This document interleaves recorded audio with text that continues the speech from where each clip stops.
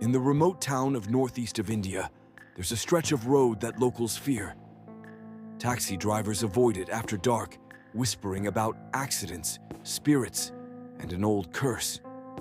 This road is called Rusty Road, a narrow 8-kilometer path that connects the highway to a small village. In the middle of Rusty Road lies a 2-kilometer stretch of barren land. No houses, no people, just silence. And this is where the hauntings happen. Our grandparents used to tell us that centuries ago, this was the land where criminals were executed under the old kings. Many innocent lives were lost there too. It is said their restless spirits still linger. Even the bravest taxi drivers prepare before passing through, hanging charms, placing blessed statues of gods on the dashboard. Sometimes it works, sometimes it doesn't. This story originates from Radhika, one of the many who had experienced the horrors of Rusty Road through their uncle. Radhika's uncle had returned from Europe after decades, eager to spend time with his family. One evening, he decided to take Radhika to the city to watch a film. Her parents warned them to be back before sunset. But then, Radhika's uncle met an old friend after the movie. They had dinner and time slipped away. Night had fallen. When they tried to find a cab, no driver agreed to take them. One even said flatly, "Not on Rusty Road at night." Finally, her uncle's friend offered to drive them back himself. The ride home began like any other. But as they approached Rusty Road, Radhika grew uneasy. The streetlights faded, replaced by endless fields swallowed in darkness. Then came the haunted stretch. That was the last thing Radhika remembered before everything went black. The next morning, she woke up in the village health post. Her mother sat crying by her side. Radhika had lost consciousness in the crash. Her uncle's arm was fractured, his friend's leg broken. Their car had overturned in the middle of Rusty Road. But the details of the accident were horrifying. Her uncle swore he saw a woman crouched in the middle of the road before everything went blank. But it was his friend, the driver, who remembered it all. He said as they neared the bend, a shadowy old woman appeared, squatting on the road. He honked but got no response. He stopped the car. When he stepped out, she vanished. Terrified, he jumped back inside, only to see her appear again. This time he panicked and drove straight through her. And that's when the road itself changed. The curve vanished. In its place appeared a straight road, stretching into the dark. He drove as fast as he could. But the next moment, everything shattered into chaos, a loud crash, the world spinning, and then, nothing. When he woke, he was in the health check post. To this day, we keep wondering what happened that night. Why did the curve turn into a straight road? Who was the old woman? And why has she been seen by so many drivers before them? The villagers warn, never stop for her, never strike her. Or you may not survive the night. Radhika's uncle, once a skeptic, became a believer. His friend never dared to take Rusty Road again. And Radhika herself, once a child who only heard the whispers, lived the nightmare firsthand. Even now, Rusty Road remains silent, cursed, and waiting.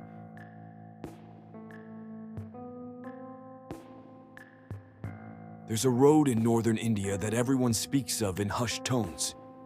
It leads to a national forest park, a lonely ribbon of asphalt stretching about 20 kilometers from the city.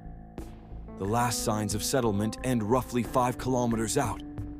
Beyond that, the road slips into barren fields and then into dark, crowded trees. Except for the occasional traveler headed for the park, you won't meet anyone on that stretch.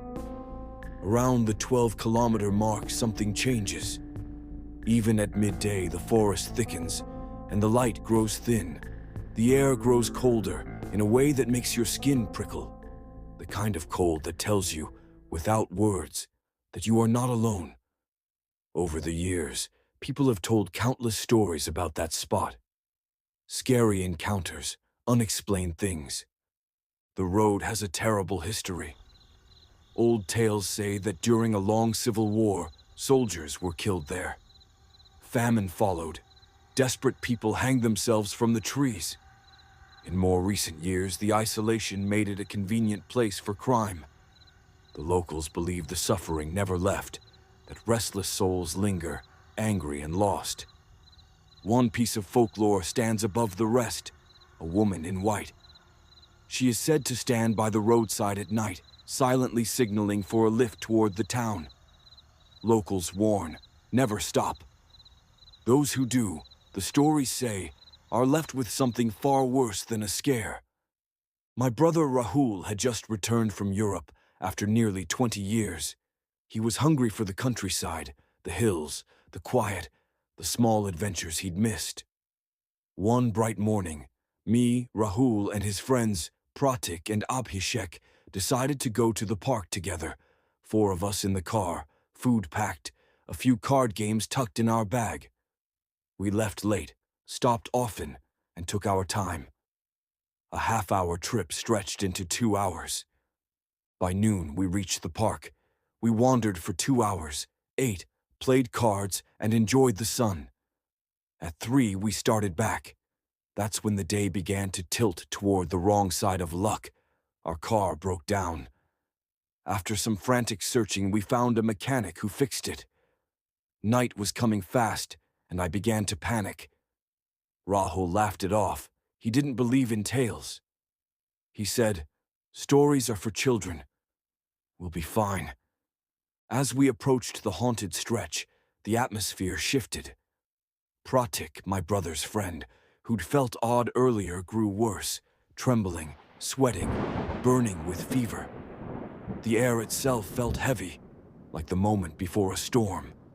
Then, for the second time, the car died, this time in the middle of the haunted stretch. Rahul stepped out to inspect the engine.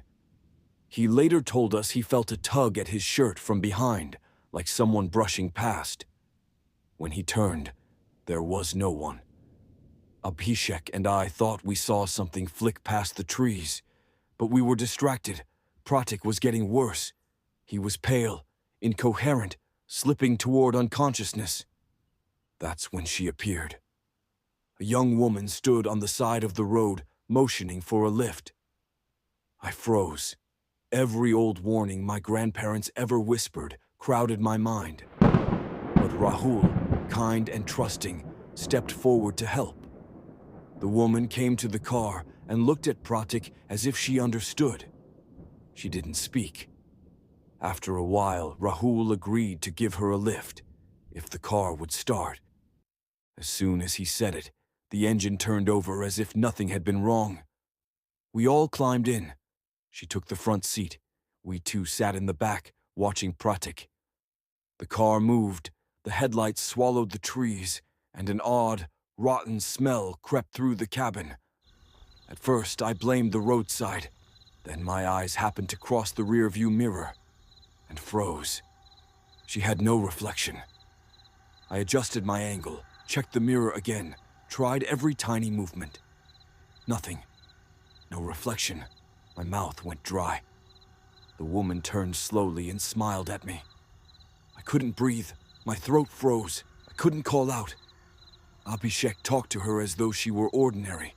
He was smiling, trying to get her attention, while she stared at me, unmoving, silent. The stench of decay grew stronger. When we neared the place, she told us to stop. Rahul glanced towards her to ask where exactly. He screamed. He slammed the brakes. We all turned, and she was gone. One moment she sat before us. The next, the seat was empty air. Rahul later said what he'd seen that made him shout, "Her foot!" It was turned the wrong way, backward. Her face looked like a corpse, and then she vanished. We raced home as fast as we could. That night no one spoke of what had happened. We tried to sleep. In the morning came the fever. One by one we fell ill. Rashes, nightmares. a thinning line between sleep and waking where the road and the woman chased us. Pratik collapsed and landed in hospital. Terrified, we told our parents everything. They called the village elder priest. He performed a cleansing ritual, smoke, mantras, offerings, and we began to feel better almost immediately. But the nightmares didn't stop until the priest made us tie a blessed red thread around the tree where we had met her and ask forgiveness. After that, we were spared the worst of it. The fever broke, the nightmares slowed. But Rahul was never the same. The laughter that had brought him home from Europe was muted. He kept his distance. He stopped going out for late drives. As for me, I never set foot on that road again. Locals still say, "Don't stop for her. Don't strike her down. Don't try to reason with the road. If you pass road at night and see a woman in white, keep your windows up, lock the doors, and drive on. Because some roads are not just paths through the dark. They are places where the past waits, and the past sometimes reaches out to pull you in."